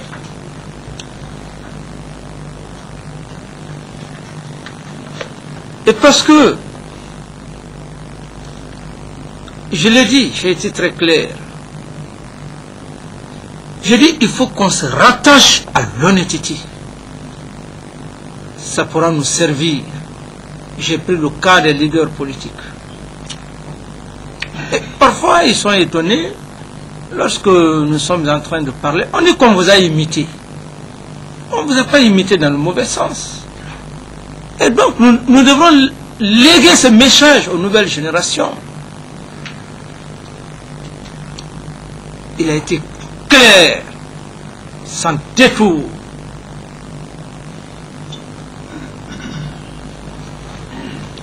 On a servi cette nation. J'ai dit devant la communauté internationale, j'ai dit l'arme que nous avions, l'arme que les hommes détiennent, le soldat, c'est l'homme le plus réfléchi. Tu ne peux pas tromper le soldat lorsque tu es malhonnête. Le soldat peut te laisser, mais il ne te portera jamais confiance. Il va t'attendre au tournant. Comme il vient de le dire, je n'ai pas manqué, nous n'avons pas manqué de reconnaître aujourd'hui nos colonels, nos chefs militaires, leurs qualités. Et je crois que c'est ce qui a germé, et comme il vient de le dire, parce qu'il sait que nous n'avons pas trompé leur père. On a servi leur père dans l'honnêteté, avions servi l'armée, la troupe dans l'honnêteté. Et le peuple de Guinée, on a évité. Et c'est pourquoi je n'avais pas manqué de dire à Tidiane, Tidiane, qui pouvait t'attaquer ici? Aujourd'hui, vous êtes en train de parler, de dire que j'ai pris un colis, j'ai remis au général Kerfala. Mais foutez le camp. Même le général Kerfala avait peur de vous, Tidiane. Même le général Kerfala, il n'y avait pas un général, un chef militaire qui n'avait pas peur des éléments de la présidence. Et c'est pourquoi, dans la suite, il est venu à mon bureau. Le jour où il devrait faire passation de service avec le capitaine David Souma, il m'a dit, mon président, c'est bien vrai, je ne pouvais pas envoyer le colis, me retourner. Après ça, il y a eu conseil de ministre pour cette affaire. J'ai dit ok. Il dit c'est pour vous dire que ce peuple, ils étaient là, on observait.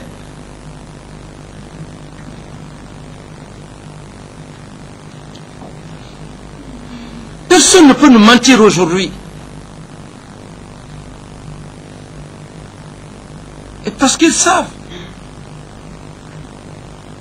qu'on n'a pas trompé leur père.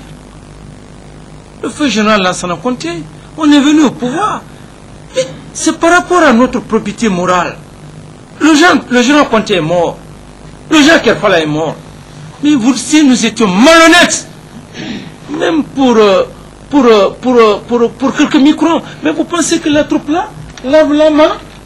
Ça, on n'allait même pas avoir le courage. Le ministre de la Défense, le ministre de la Justice et consorts, venir au camp, voir les hommes. On n'allait pas avoir le courage. On venait à quitter là des malhonnêtes. À quitter là. Vous avez gâté ce pays-là. Vous avez fait des malversations de drogue, de ceci, de cela. On n'allait même pas avoir le courage.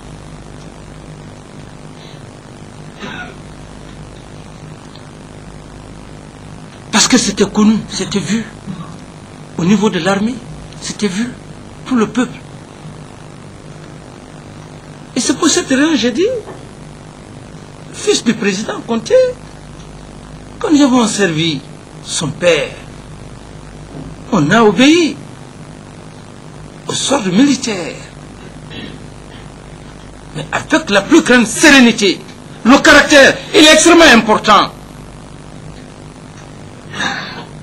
Il y a des réactions, il y a des comportements.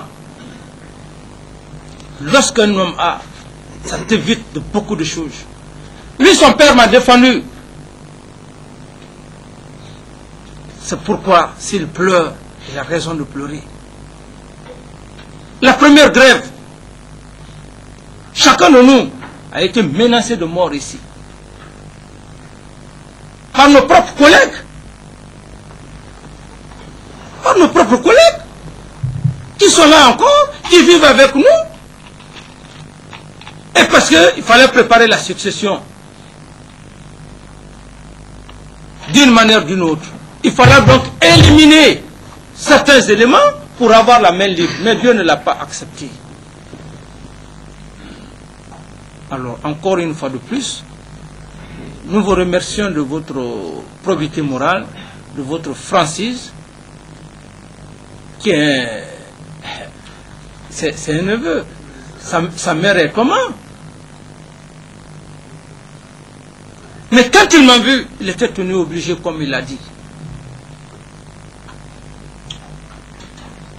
Quand il avait le ministre de la Défense, les autres, ils ne pouvaient pas. Et donc, moi je crois, ce qui est important, c'est la vérité, l'honnêteté pour faire avancer la nation.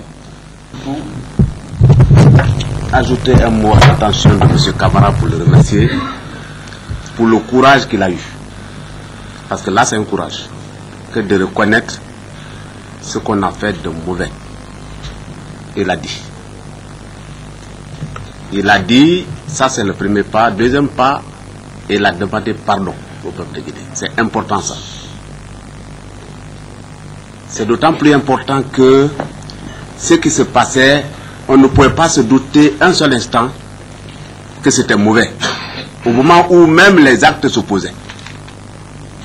Parce que lorsque un avion atterrit clandestinement, lorsque des colis sont débarqués de cette façon, on peut se douter qu'il y a quelque chose de louche qui se passe.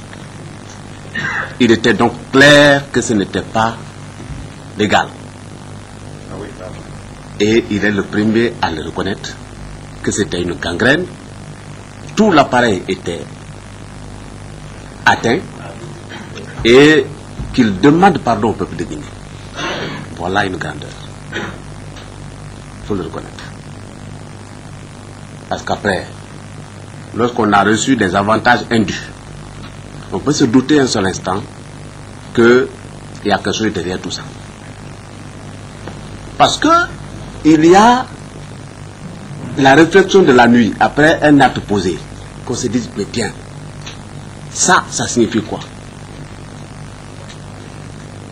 Et après, on tire les leçons.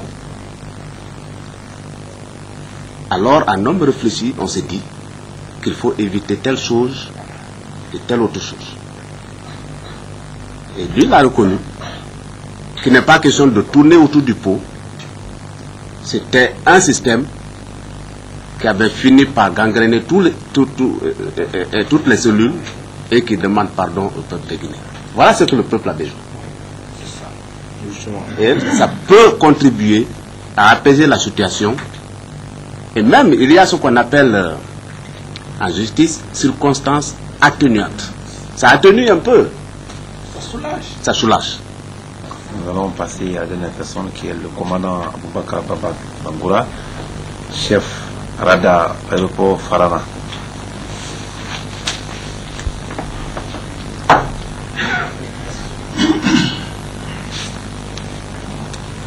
Monsieur Baba, je vais vous poser une série de questions. En première question, moi je pense qu'avec vous, la dernière personne va répondre question par question.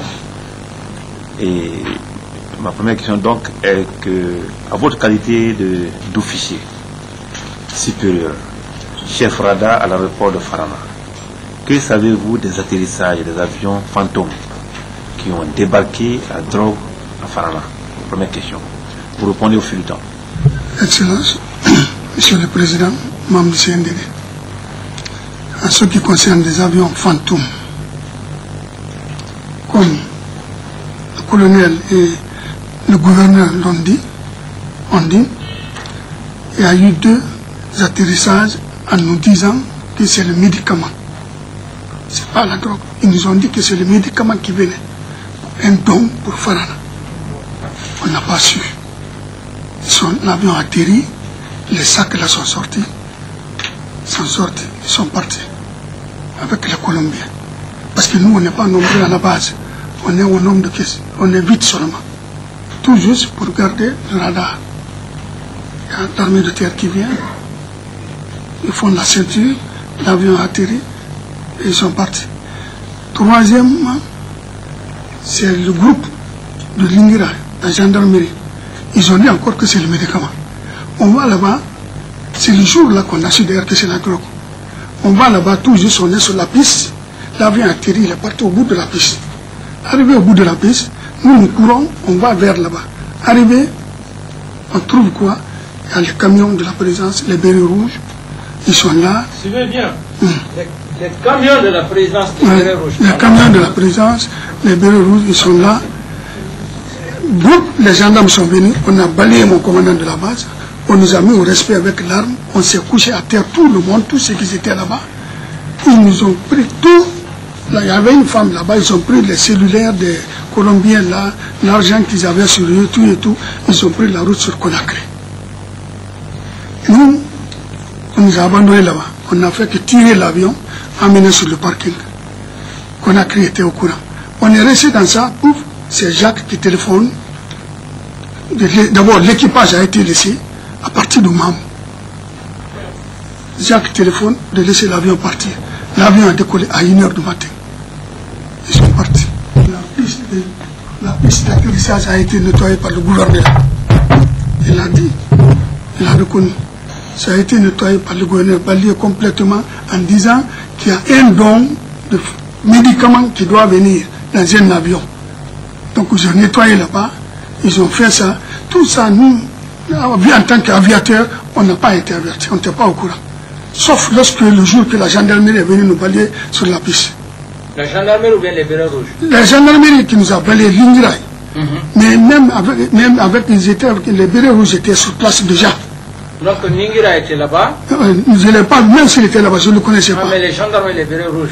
Ils étaient là-bas. C'est eux qui ont balayé? C'est eux qui nous ont pris en otage.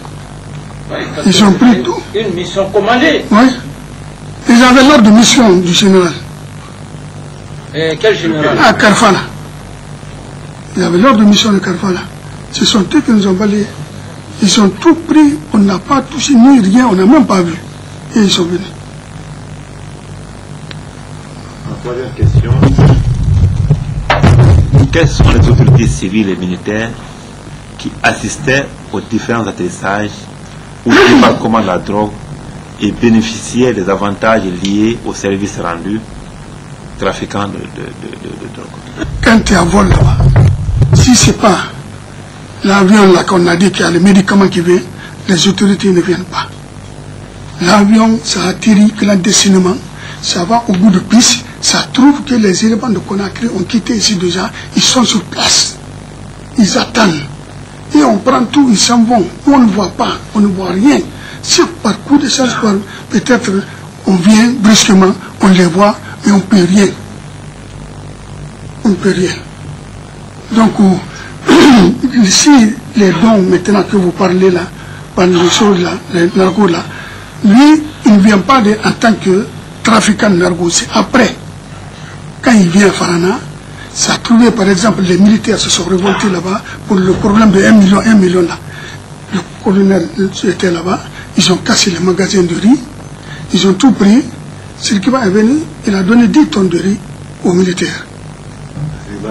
Oui, il a donné 10 tonnes de riz aux militaires, il a donné quelque chose de 4 tonnes à la gendarmerie, à la marine, à l'aviation 3 tonnes, 3e compagnie, et ce qui fait des cadeaux ainsi. Il vient à l'hôpital, il donne chaque malade 100 000 un sac de riz, il est reparti ainsi. C'est ainsi. Ouais. Mais lui, personnellement, quand il y a descente d'avion, il ne vient pas. Je ne le vois pas. Je ne le vois pas. Hein, parce qu'il a des patrons. Non, à part les 2 atterrissages pour le gouverneur, il y a eu encore 2 atterrissages, c'est fini. C'est en tout 4 à Farana. 4 fois. Ouais. Chaque fois qu'il y a l'atterrissage, c'est qu'il va malade et revient. Après, il fait les dons. Il fait les dons. À tout le monde, tout ce qui est de Farana, même la population, même les religieux, ils envoient même à la mosquée partout. Et personne ne s'intéressait. Qu'est-ce que ce monsieur-là fait? Non, même à la banque centrale, même à la banque centrale. Non, personne. Personne ne s'intéressait à ça. Et même vous. Moi, je ne sais même pas. Ce monsieur-là travaille où? On disait opérateur économique. Ah, opérateur économique. C'est ça. On dit qu'il est opérateur économique. Merci. Merci.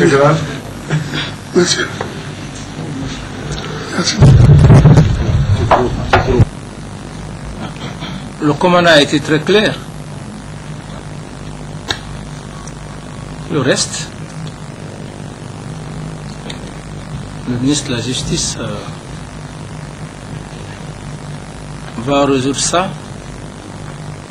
C'est pour cette raison que nous avons dit tous ceux qui vont venir ici, s'ils veulent passer par la démagogie, le mensonge, ça ne pourra pas marcher. C'est là où on a des réactions spontanées. C'est vraiment, il y a eu, les choses sont vraiment claires. Moi, je crois que tous ceux qui sont concernés de près ou de loin, vraiment qu'il soit clair et qu'on puisse vraiment en finir une bonne fois. Donc, mon commandant, tu as largement compris. Largement compris. Les bérets rouges.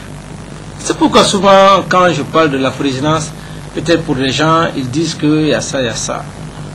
Et ce n'était plus une garde présidentielle. Franchement. Non. Pour les généraux avaient même peur. À des simples adjudants-chefs.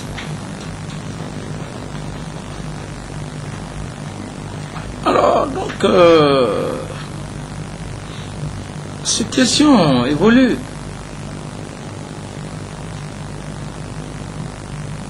Situation évolue. Et pour ce soir-là, je crois que tout le monde vraiment est satisfait par la franchise, par l'honnêteté. Et parlons de nos frères. Vraiment, ils n'ont pas créé, ils ne nous ont pas fatigués.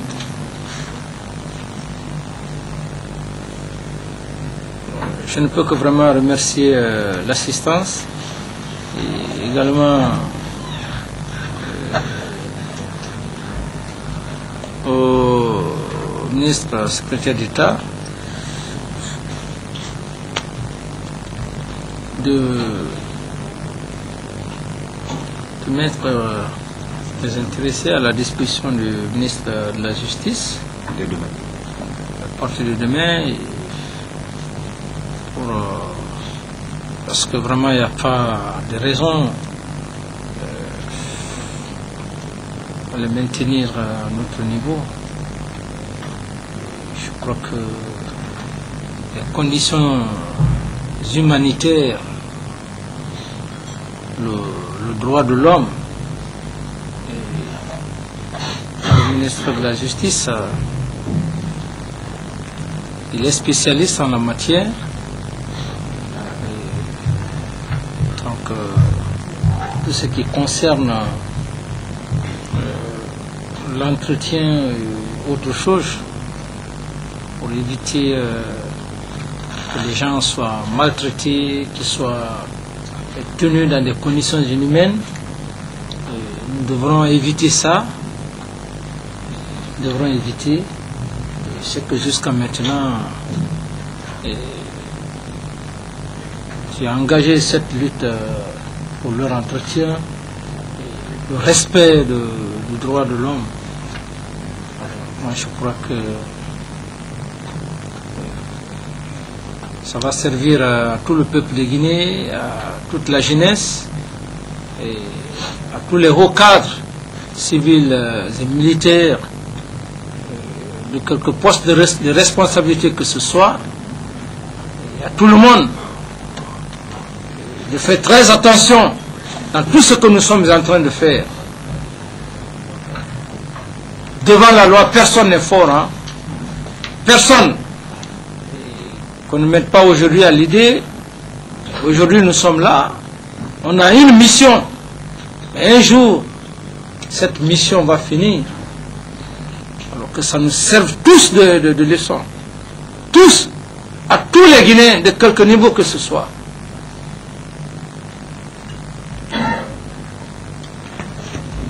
J'en ai terminé. Et je vous remercie.